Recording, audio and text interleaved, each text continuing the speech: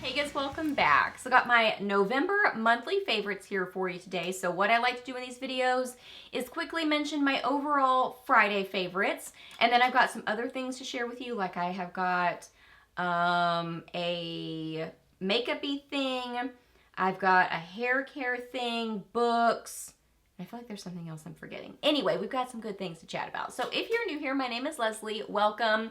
I love to do monthly favorites, Friday favorites, reviews, empties, just a lot of fun stuff here on my channel. So if you're new, I would love it if you hit that subscribe button and stuck around for a while. I'd love to have you here on my channel. So yeah, we are chatting about November monthly favorites. So let's get to it. Okay, so let's jump in with overall Friday favorites. So I would say standout eye favorite. I mean, I love the whole Hello Kitty collection. That's so fun. So I do have a standout from that, but I also love the eyeshadow palette. Like I really like that.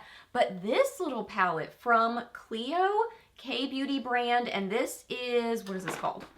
The Latte Senior palette, but it's just a beautiful light neutral palette. So I have this on right now with just a little bit of a pinky shade from the Palladio Rosy Nudes palette, but it's mostly this, and it just has this really soft look on the eyes.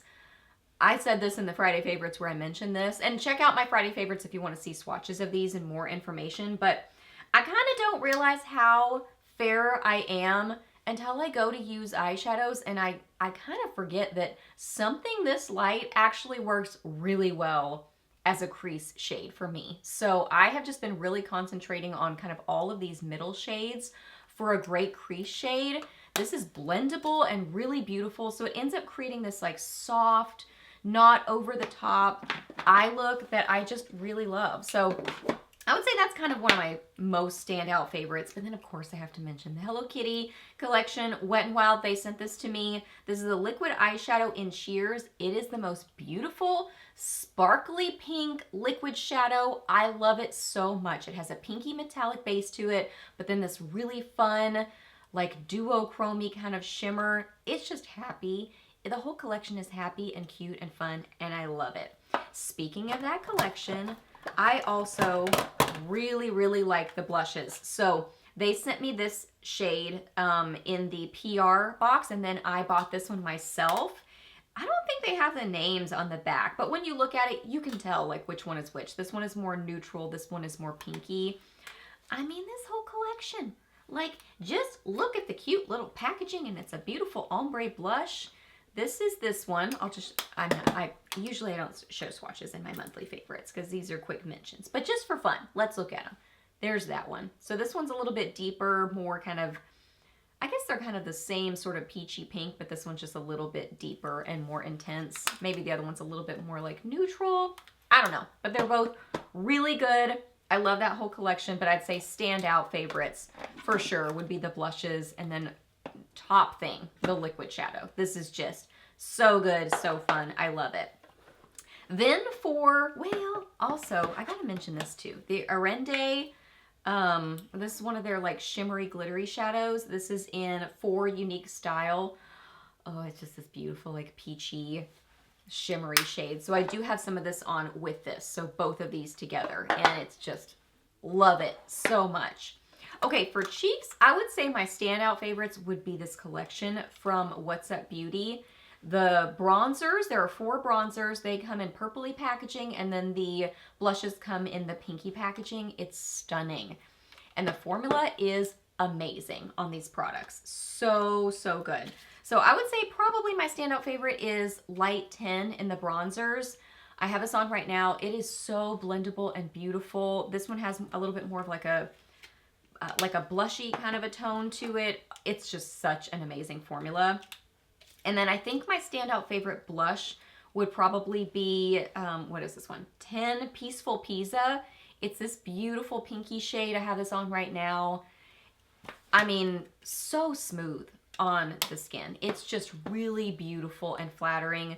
I love it. Okay, for lips, I would say these are my 2 standouts, and both kind of applied in the same sort of way, just very lightly and then kind of rubbing my lips together. So these would probably be beautiful together, but I've been loving them individually. So this is the CoverGirl Clean Fresh Yummy Plumper Glosses. I like the formula on these. They are plumping glosses, and they have that kind of cooling tingle on the lips, but it's not super intense.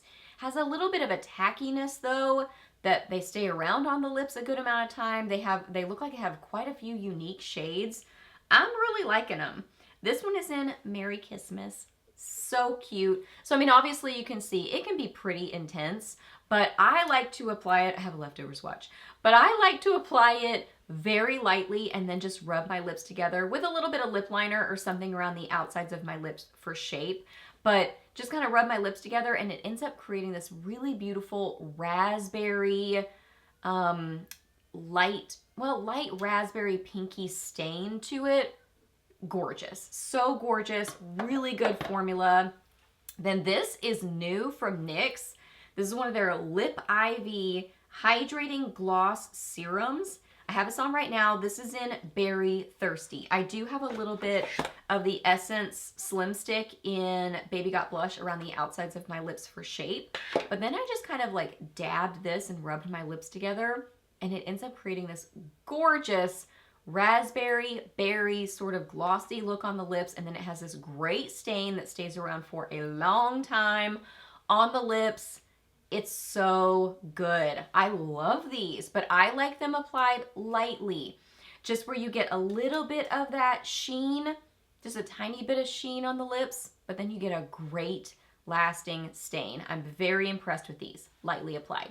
And I like the packaging, that's cute too. Okay, moving on to some other things. So a makeup thing, I have loved this all year, but I really have like started using it more again recently. The Revlon Illuminance Serum Tint. I would say my closest match is 117, but you can kind of see it's a little yellow for me. It's definitely too yellow for me. But as far as like depth of the color, it's pretty close. I wish there were a color that was closer to this, and maybe I just haven't found it yet. That's closer to this, but more on the pinky neutral side. But anyway, this is my closest match. I can definitely still make it work. This is so good. It is so good. Like the way it looks on the skin and then how it wears, it just impresses me. I'll just put it here. Let's see. I don't know if it'll cover this swatch, but you can kind of see it.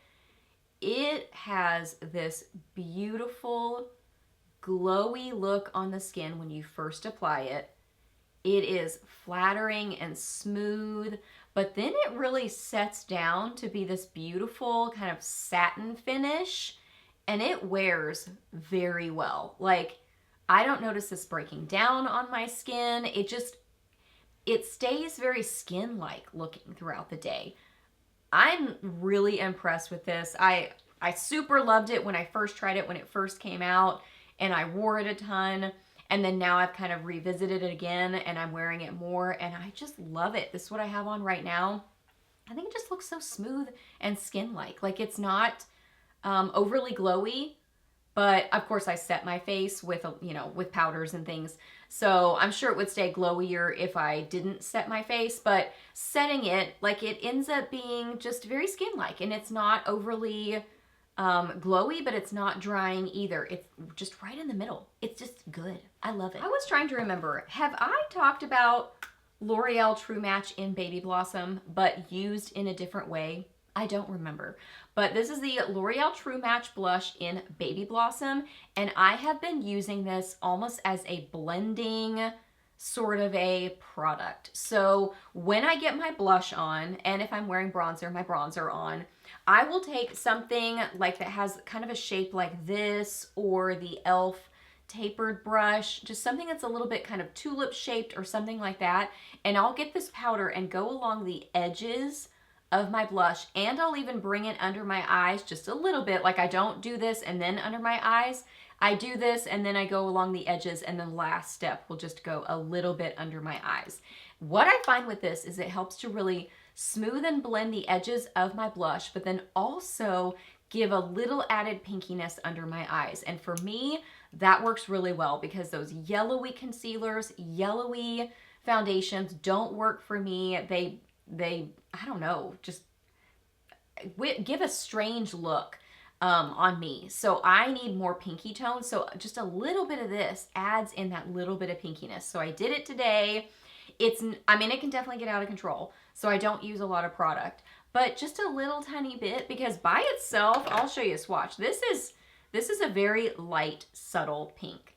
So it's a beautiful blush, and I've definitely worn it many times as a blush, but I'm really liking it as that kind of a blending sort of a product. So, you know, I mean, that might be a little tip for you. If you have a blush that you feel like works really well for your skin tone, maybe it could end up being sort of a blending finishing step for you. So I've been liking that. Okay, a hair care favorite. Y'all know that I have been on the hair care journey. I've got lots of things I have been loving this year for my hair. This is a standout for several months now, and I don't think I've talked about it.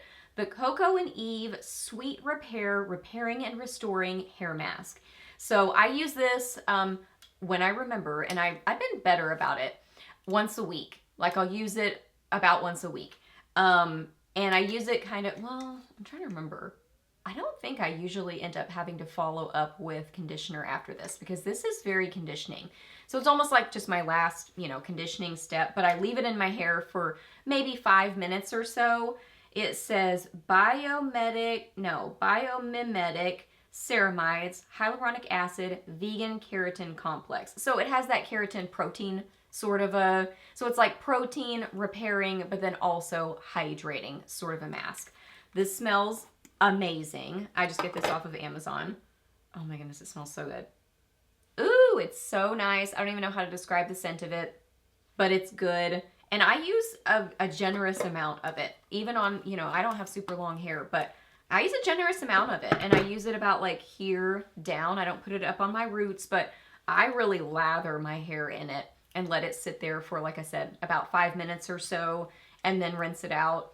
And this just does a great job of hydrating my hair and then also helping to repair it, because I am all about the repairing, hydrating, conditioning, just really treating the ends of my hair. I've been all about that this year, and this has been kind of my go-to protein hair mask for the last several months. And then last up, books. So I really just have 4 standout book favorites for the month, 2 super standouts.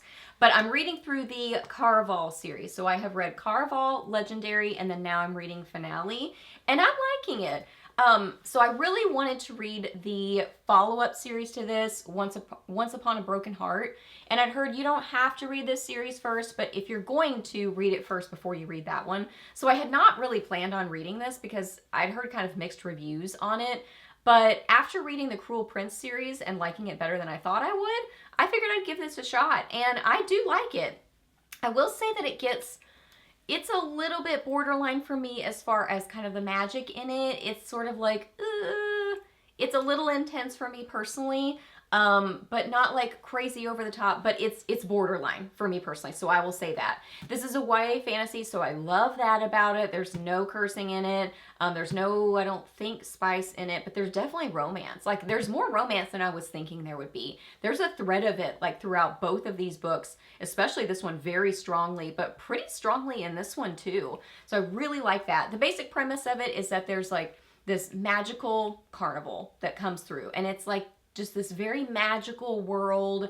It's a lot of vibes, you know, where it's a lot of just the description of the beautiful world, which I thought I wouldn't like, but I do like it. Like, it's fun. It's very fantastical. You feel like you're in a fairy tale kind of a thing. And it's YA, so it's not overly like difficult to follow or anything, but sometimes I would have to like read things a couple of times to really like get a picture in my mind of it. But anyway, yeah, I mean, I would say that's kind of the basics of it, is that it's a YA fantasy. It's very fairy tale feeling, and I would say it's less like action, but there's definitely still things happening. It's more the atmosphere, kind of like the pacing of like Prison Healer. Like, I think if you liked the pacing of Prison Healer, especially the first book, that one has a still moving pace, but it's not super action-packed. It's kind of more like that first book. Anyway, I like it. Like I said, the magic system is like a little bit borderline for me, but I still am enjoying it. And I think the covers are really beautiful. Like, I think they're just pretty books. So there's that. Y'all know I love YA fantasy. That is officially my favorite genre. Like, I've loved that this year. Okay, I read this one, Sarah Adams' The Rule Book. So this one is kind of it's part of the same series as The Cheat Sheet, which is one of my top favorite romance books ever. I love that book. This one is a follow-up. So Sarah Adams has traditionally not had any spice in her books. There is a spicy chapter in this, but she specifically keeps it to one chapter. She even has a note at the front where she says, skip this chapter if you don't want any spice. I didn't find it overly descriptive or anything. I would say maybe like Emily Henry, well, not even probably Emily Henry level, maybe more like Abby Jimenez. Maybe a little bit more than her, a little bit less than Emily Henry, so kind of right in there. So depending on what your preferences are in what you read, I didn't find it over the top. Of course, I preferred her books before where there was none, but at least it's in its own chapter. You can skip it if you want. This is a second chance romance, which I love. I love second chance romance. I'm sure I've said this at some point, but I think second chance romance just has a special place in my heart because Timothy and I are a second chance romance. We dated in high school, broke up, dated other people for like a little over a year and a half or so, and then got back together. So ours is a second chance romance story where it's like, you know that they're your love. So I love second chance romance stories. This one, I will say this started out that he was like pretty grumpy and mean towards her at the beginning. So that's like the one thing about it. It was like, it was a little intense, nothing crazy over the top. But I like I said, I love a second chance romance. She's great at like the flirty interaction and the tension. She's so good at writing that. So she's definitely one of my favorite romance authors. And I love this series so much. So I loved the first one the most. That one's my favorite. And you do get kind of a little, the characters are back in this book, which is really fun. So you see them again from the first book. They're back in this one. But I really enjoyed this. Like, it ended up being so cute. And even honestly, if you're, like, I hadn't read the back in a long time, so I forgot a major part of this story. So it ended up being a trope that I forgot was in this book, which I love. So I'll say, I mean, if you want to know what it is, you could read the description. But if you don't want to know, like, or be, you know, forget like I had, don't read it. Because then it's like a fun surprise, which made me love it even more. So loved that. But oh my goodness, standout favorite for the month. Definitely standout top, one of my top favorites for the whole year for sure, across the ages. So this is a Christian fiction. I guess you'd call it Christian fiction, Christian romance. I don't know what the official genre is, but probably Christian fiction, because there's a lot of fiction in here, and then there's also a strong romance thread. This is the Timeless series by Gabrielle Meyer. This is the 4th book in it, and it is across the ages. So the basic premise of like the first book, and really kind of the whole series, is that the main character lives in 2 different timelines, and by the time she reaches her 21st birthday, she has to decide which timeline she wants to stay in permanently. So that's kind of the basic premise of the whole series. So this one, her 2 different timelines, 1927, so kind of like gangster, speakeasies, that kind of time period, and then 1727 pirate ships. Oh my goodness, I loved this book so much. She is such a great writer, so easy to read, just a beautiful story, amazing romance. Like, oh my goodness, just tender-hearted, such sweet romance. I would say this is my favorite of the series, with a close second being the first one. I loved this book so much. I loved the kind of storyline, the adventure, things that were happening, but especially the romance. So good. And the faith in it, so beautiful and sweet. And just like very natural. You know what I'm saying? Like, where the characters are real. The characters are, I say real, they're flawed, which we're all flawed. So that's why they're real. And you hear their thoughts and their struggles. And I just really love that in a story. So this was amazing. I highly recommend this series. If you are looking for, you know, something to try Christian fiction, I think this series is amazing. It's just a great example of it, where just there's all the things. It's so good. You get fun history, you get fun adventure, you get beautiful family, found family, friendships, romance. It's got all the things in it. This is an amazing series. Okay, so those are all my favorites. So hope that you really enjoyed this video. Please hit a thumbs up if you did. Let me know down below what you have been loving this month. Either makeup, skincare, hair care, fashion, home favorites, books, whatever. I'd love to hear your favorites. Ask me any questions that you have.